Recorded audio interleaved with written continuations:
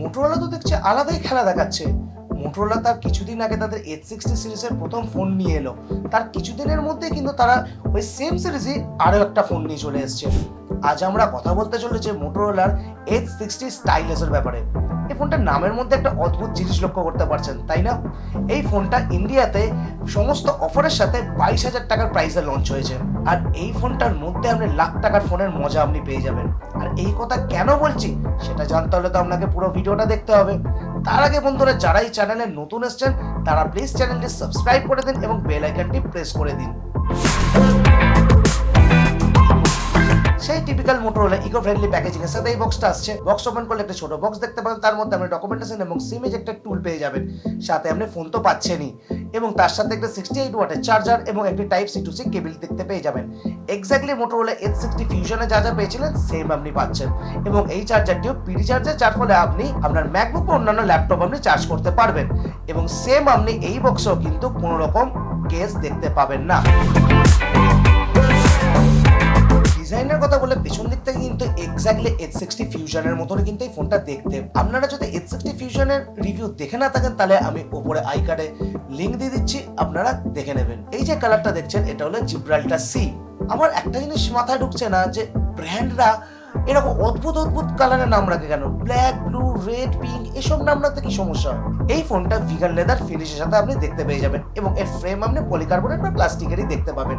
Exactly H60 ফিউশনের জন্য পেয়েছিলেন same পাবেন। তবে এই ফোনটার মধ্যে কিছু চেঞ্জেস H60 ফিউশনের থেকে কিন্তু রয়েছে। প্রথমত হচ্ছে এই ফোনটার মধ্যে আপনি ফ্ল্যাট ডিসপ্লে দেখতে পাবেন। দ্বিতীয়ত হচ্ছে এই ফোনটার মধ্যে আপনি একটা 3.5mm জ্যাক দেখতে পাবেন, যেটা স্মার্টফোন ইন্ডাস্ট্রিতে কিন্তু একেবারে বিলুপ্তের দিকে চলে গেছে। আর সব থেকে যেটা হাইলাইট পয়েন্ট এই ফোনটার মধ্যে, সেটা হচ্ছে এই ফোনটার মধ্যে আপনি একটা স্টাইলাস দেখতে পেয়ে যাবেন, যেটা আপনি স্যামসাং এর S সিরিজের আলট্রা সিরিজের ফোনে কিন্তু যেটা দেখতে পান সেটা কিন্তু এই ফোনের মধ্যে আপনি দেখতে পেয়ে যাচ্ছেন। তবে স্টাইলাসের ব্যাপারে আমি পরে আসছি। এই ফোনটা 8.2mm থিক এবং 191 গ্রাম ওজনের সাথে দেখতে পাবেন। সো বলা যেতে পারে যে ফোনটা খুব একটা ভারীও নয় আর খুব একটা কিন্তু মোটাও নয়, বেশ পাতলা ফোন। এই ফোনটা MOL 810H মিলিটারি গ্রেড সার্টিফিকেশনের সাথে আসছে, এবং সাথে আপনি IP68 এর রেটিংও পেয়ে যাচ্ছেন। এবং এই ফোনটার মধ্যে আপনি ডিসপ্লে প্রোটেকশনের জন্য গোরিলা গ্লাস 3 এর প্রোটেকশন দেখতে পাচ্ছেন। আই উইশ কে এই ফোনটার মধ্যে গোরিলা গ্লাস 5 এর প্রোটেকশন দেওয়া হতো, তাহলে বেটার হতো। অ্যাটলিস্ট গোরিলা গ্লাস 5 টা হওয়া উচিত ছিলই। পোর্টস বাটনের কথা বলে নিচে আপনি stylus, speaker grille, USB type C port, microphone এবং হেডফোন জ্যাক দেখতে পেয়ে যাবেন। রাইট হ্যান্ড সাইডে আরো একটি মাইক্রোফোন, ভলিউম রকার এবং পাওয়ার অন অফ বাটন দেখতে পেয়ে যাবেন। উপরে আপনি নয়েজ ক্যান্সেলেশন মাইক্রোফোন দেখতে পেয়ে যাবেন। লেফট হ্যান্ড সাইডে আপনি সিম কার্ড ট্রে দেখতে পেয়ে যাবেন। সিম কার্ড ট্রে কথা বলে ইন্টারেস্টিংলি এই ফোনটার মধ্যে আপনি হাইব্রিড সিম স্লট দেখতে পেয়ে যাবেন। এই প্রাইস পয়েন্ট হাইব্রিড সিম স্লট কিন্তু চট করে দেখতে পাওয়া যায় না। ইন্টারেস্টিংলি এই ফোনটার মধ্যে আপনি ই সিম এর সাপোর্ট পেয়ে যাচ্ছেন। তার মানে আপনি যদি ই সিম ইউজ করেন তাহলে কিন্তু দুটো সিমের সাথে কিন্তু আপনি মাইক্রো এসডি ইউজ করতে পারবেন। ডিসপ্লে যদি কথা বলি তো এই ফোনটার ডিসপ্লে কিন্তু আমার বেশ ভালো লেগেছে। এই ফোনটার মধ্যে আপনি 6.7 ইঞ্চের একটা 1.5K রেজোলিউশনের ফ্ল্যাট POLED ডিসপ্লে দেখতে পেয়ে যাবেন। সাথে আপনি 120 Hz এর রিফ্রেশ রেট পেয়ে যাবেন। সাথে আপনি 300 Hz এর টাচ স্যাম্পলিং রেট পেয়ে যাবেন, ফলে আপনার স্মুথনেস কিন্তু বেশ ভালো দেখতে পাবেন। এই ফোনটার মধ্যে আপনি 10 বিট কালার এবং 2160 Hz এর PWM এর ডিমিং এর সাপোর্টও পেয়ে যাবেন। এবং ব্রাইটনেস এর যদি কথা বলি তো এই ফোনটার মধ্যে আপনি 3000 নিটস এর পিক ব্রাইটনেস এবং 1400 নিটস এর হাই ব্রাইটনেস মোডের ব্রাইটনেস দেখতে পেয়ে যাবেন। ইনডোর হোক বা আউটডোর হোক আপনাকে কিন্তু ব্রাইটনেস সংক্রান্ত কোনো সমস্যার মধ্যে পড়তে হবে না। তবে দুঃখের বিষয় হলো এই ফোনটার মধ্যে আপনি ইউটিউব বলুন বা নেটফ্লিক্স বলুন, কোথাও আপনি কিন্তু HDR এর সাপোর্ট দেখতে পাবেন না। যদি বেজেলস এর কথা বলি, বেজেলস আপনি বেশ কম দেখতে পাবেন, তবে চিন আরেকটু কম করা যেতে পারতো। যদি স্ক্রিন টু বডি রেশিওর কথা বলি, নিয়ারলি 93% আপনি স্ক্রিন টু বডি রেশিও দেখতে পেয়ে যাবেন। এই ফোনটার মধ্যে আপনি একটা ডুয়াল চ্যানেল স্টিরিও স্পিকার দেখতে পেয়ে যাবেন ডলবি অ্যাটমস এর সাথে। স্যাম্পল আপনাদের সামনে।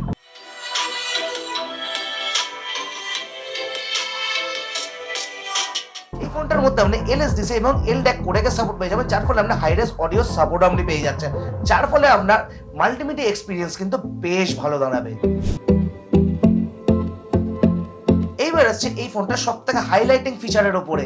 এই ফোনটার মধ্যে আপনি একটা স্টাইলাস দেখতে পেয়ে যাবেন, যেটা সাধারণত আমরা S25 আলট্রা বা S24 আলট্রায় দেখতে পাই। এই ফোনটার মধ্যে যে স্টাইলাসটা দেখতে পাচ্ছেন সেটা ক্যাপাসিটিভ পেন। আর S25 আলট্রা যে আপনি স্টাইলাসটা দেখতে পান সেটা ইলেকট্রোম্যাগনেটিক পেন। তো দুটোর মধ্যে কিন্তু বেশ তফাৎ রয়েছে। এই ফোনটা যে স্টাইলাস দেখতে পাচ্ছেন সেটা কিন্তু পুরোপুরি ভাবে অ্যালুমিনিয়াম বিল্ড।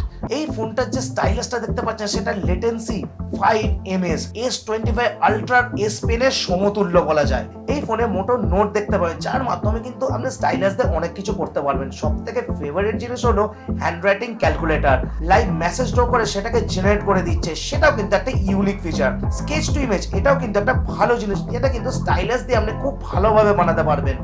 সাথে রাইটিং টু স্ক্রিনশটও পেয়ে যাবেন, মানে আপনি স্ক্রিনশট নিয়ে তার উপর কিছু একটা নোট লিখে সেটাকে ফরওয়ার্ড করতে পারবেন বা সেটাকে সেভ করতে পারবেন। এইরকম কিছু হাইলাইটিং ফিচার কিন্তু আপনি পেয়ে যাচ্ছেন। সো S25 আলট্রায় আমরা যা যা ফিচার ইউজ করি অলমোস্ট কিন্তু সেম ফিচার কিন্তু এই ফোনটার মধ্যেও কিন্তু আমরা স্টাইলাস দিয়ে ইউজ করতে পারবো।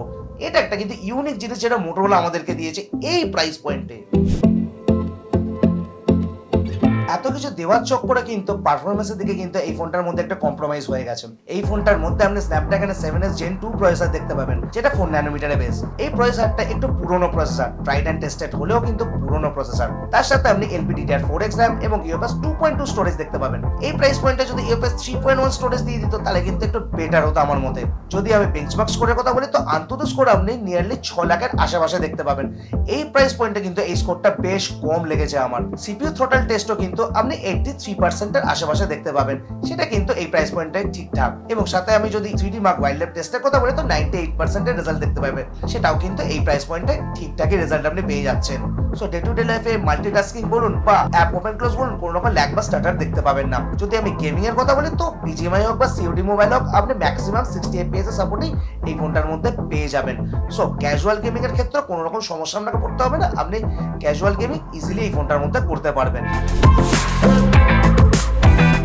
ব্যাটারির কথা বললে এই ফোনটার মধ্যে আপনি 5000 মিলিঅ্যাম্পিয়ারের ব্যাটারি দেখতে পেয়ে যাবেন, সাথে আপনি 68 ওয়াটের চার্জার পেয়ে যাবেন, যেটা বক্সের সাথেই পেয়ে যাচ্ছেন।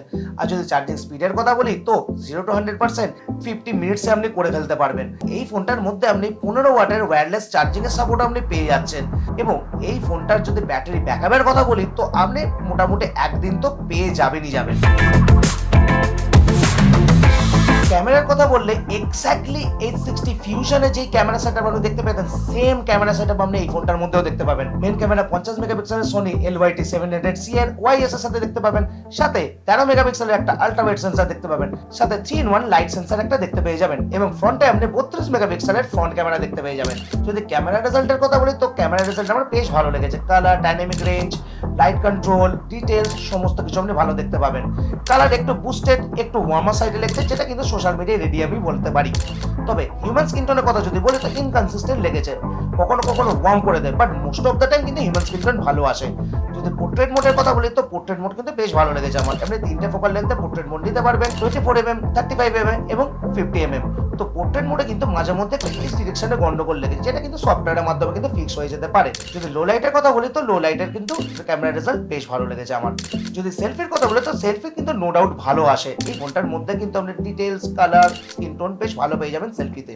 যদি ভিডিওর কথা বলি তো আপনি ফ্রন্ট হোক বা ব্যাক ক্যামেরা হোক, আপনি দুটো দিয়ে কিন্তু 4K 30 fps এ কিন্তু শুট করতে পারবেন। যদি ভিডিও রেজাল্টের কথা বলি তো ভিডিও রেজাল্ট আমার ডিসেন্ট লেগেছে। কালার, লাইট কন্ট্রোল ভালো পেলেও আপনার স্টেবিলাইজেশনে কিন্তু একটু গন্ডগোল লেগেছে আমার, তো সেটাই প্রাইস পয়েন্টটা হতে পারে। তো ওভারঅল যদি ক্যামেরার কথা বলি তো ক্যামেরা রেজাল্ট আমার বেশ ভালো লেগেছে। মোটোরোলার সমস্ত ফোনে কিন্তু সফটওয়্যার সেকশন প্রচন্ড পরিমাণে স্মুথ আর তার স্টক অ্যান্ড্রয়েডের জন্য, সেটা কিন্তু এই ফোনেও দেখতে পাবেন। এই ফোনের মধ্যে আপনি হ্যালো ইউআই দেখতে পাবেন, যেটা বেস্ট অ্যান্ড্রয়েড 15 এ। ফিউচারে আপনি 2 বছরের মেজর ওএস আপডেট এবং 3 বছরের সিকিউরিটি বেস আপডেট দেখতে পেয়ে যাবেন। এই প্রাইস পয়েন্টে মিনিমাম 3 বছরের মেজর ওএস আপডেট হওয়া উচিত ছিল, যেখানে কিন্তু এই জায়গাটা কিন্তু কমতি আমার লেগেছে। এই ফোনের মধ্যে আপনি ফেসবুক এবং লিঙ্কডইন নামক কিন্তু দুখানা থার্ড পার্টি অ্যাপ দেখতে পেয়ে যাবেন, যেটা কিন্তু সচরাচর মোটোরোলার ফোনে দেখতে পাই না। তবে সেটা কিন্তু আপনি আনইনস্টল করতে পারবেন। যেটা সবথেকে খারাপ লেগেছে সেটা হচ্ছে এই ফোনের মধ্যে আপনি লক স্ক্রিনের গ্লান্স দেখতে পাবেন, যদি আপনি এই জিনিসটাকে আলাদা করে সেটিং এ গিয়ে কিন্তু বন্ধ করতে পারবেন, যেটা কিন্তু মোটোরোলা H সিরিজের ফোনে কিন্তু আমি এক্সপেক্ট করিনি। এই ফোনের মধ্যে বেশ কিছু এআই এর ফিচারও আপনি দেখতে পেয়ে যাবেন। যেই সমস্ত এআই এর ফিচার আপনি H60 ফিউশনে দেখতে পেয়েছিলেন, সমস্ত রকমের এআই এর ফিচার কিন্তু এই ফোনের মধ্যেও দেওয়া হয়েছে। কানেক্টিভিটির দিক থেকে কিন্তু মোটরোলা ফোন কোনোদিনই ডিসঅ্যাপয়েন্ট করে না। এই ফোনটার মধ্যে আপনি 11টা 5G ব্যান্ড, ক্যারিয়ার অ্যাগ্রিগেশন, সাথে wifi 6E, Bluetooth 5.4, wide one L1, camera two API, even NFC support আপনি পেয়ে যাবেন। এবং এই ফোনটার মধ্যে সমস্ত রকমের সেন্সরস দেখতে পেয়ে যাবেন এবং এই ফোনটার মধ্যে আপনি একটা ইন ডিসপ্লে অপটিক্যাল ফিঙ্গারপ্রিন্ট সেন্সরও পেয়ে যাবেন। এবার আসছে এই ফোনটা প্রাইসিং। এই ফোনটা একটাই ভেরিয়েন্টে লঞ্চ হয়েছে 8/256GB এবং এই ফোনটা কিন্তু সেম S60 ফিউশনের দামে লঞ্চ হয়েছে 22,999 সাথে আপনি 1000 টাকা ব্যাংক ডিসকাউন্ট পেয়ে যাচ্ছেন। তো এফেক্টিভলি ফোনটার প্রাইস দাঁড়াচ্ছে 21,999। এই প্রাইস পয়েন্টে ডেফিনেটলি এই ফোনটা রেকমেন্ডেবল।